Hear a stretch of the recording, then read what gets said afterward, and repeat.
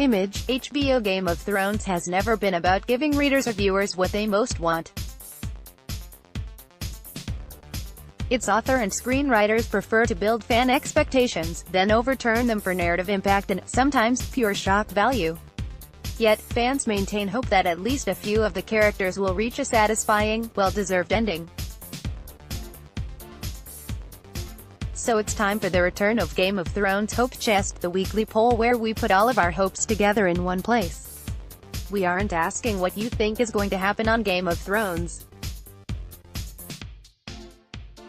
We're asking, what do you most hope to see happen? This week, we're diving deep into the tinfoil hat area of the internet, or at least, what used to be the tinfoil hat section before shows like Westworld helped fan the flames that were already making wild speculation seem like valid fan response. There's a growing craze for in-depth TV breakdowns, a bottomless hunger for Game of Thrones conversation, and a lot of potential attention and interaction is available to people who come up with Game of Thrones ideas that no one suggested before. All of these elements have produced a perfect little hothouse where bizarre Game of Thrones theories can nestle and grow and get progressively weirder and wilder. Keep an open mind, and, simultaneously, don't take too much of this too seriously, and some of these ridiculous theories can be pretty enjoyable. For instance, there's the idea that Ned Stark, last seen at the end of Season 1 getting his head lopped off, is secretly still alive, spirited away by the Faceless Men for their own purposes.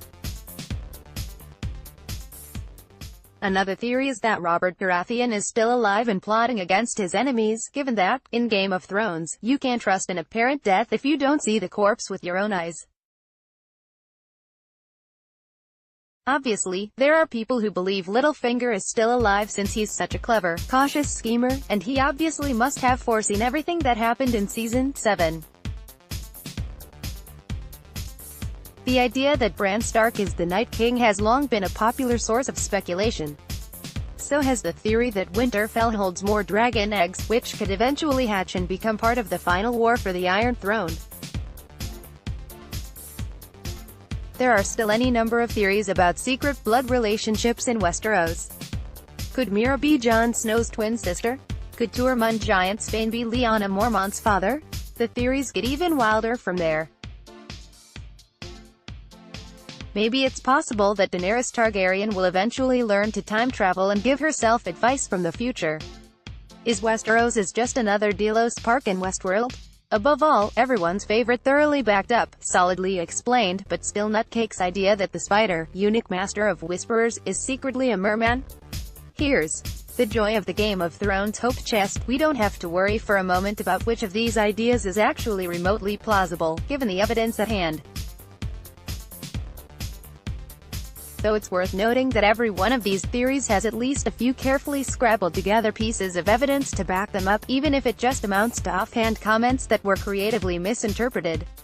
The question isn't which of these theories is true, it's which one you want to be true.